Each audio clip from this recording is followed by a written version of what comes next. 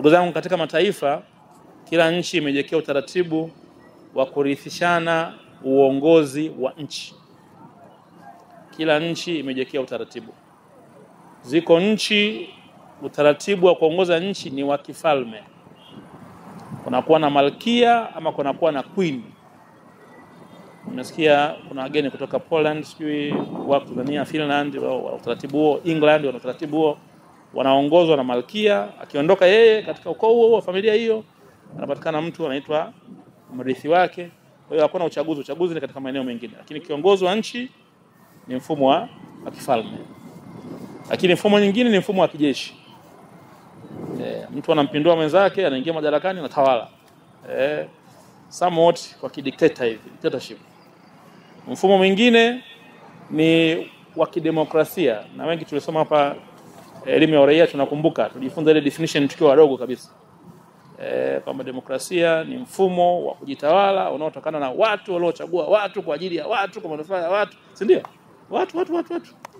Sisi tulichagua hii ya mwisho kwamba sisi tutajitawala, waasisi wetu Mwalimu Julius Kambarage Nyerere na Mzee Karume, ya kwamba mfumo wa kupata uongozi unaokuja wa serikali mpya itapatikana kutokana na utaratibu wa uchaguzi, na uchaguzi wa kidemokrasia.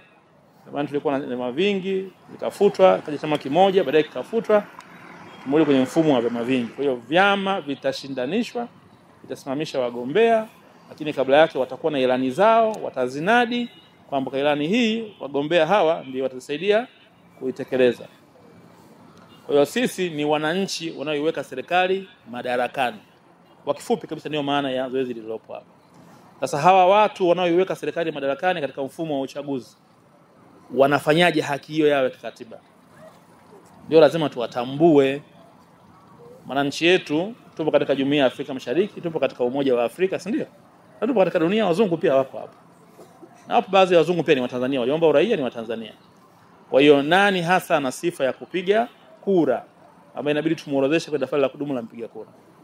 Kwa la kwanza awe ni Mtanzania. Anaweza kuwa na asili ya taifa lingine lakini ni Mtanzania, ama wa kuzaliwa ama kuasisi na kadhalika, awe Mtanzania.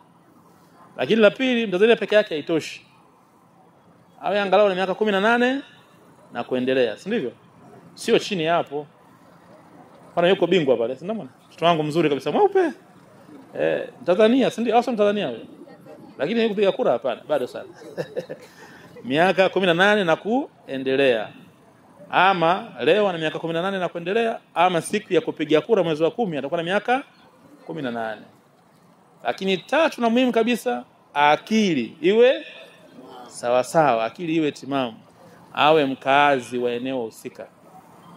Anaweza kuwa ni Mtanzania na akili timamu na miaka 18 anatokea Morogoro sasa. Atajiandikisha huko kwetu? Haiwezekani. Anatokea Kondoa, atajiandikisha hapa mjini? Haiwezekani. Kwa hivyo haya ndio yale ya msingi ambayo anapaswa kuwa nayo, na awe na utambulisho ambao utamsaidia katika kuandikishwa.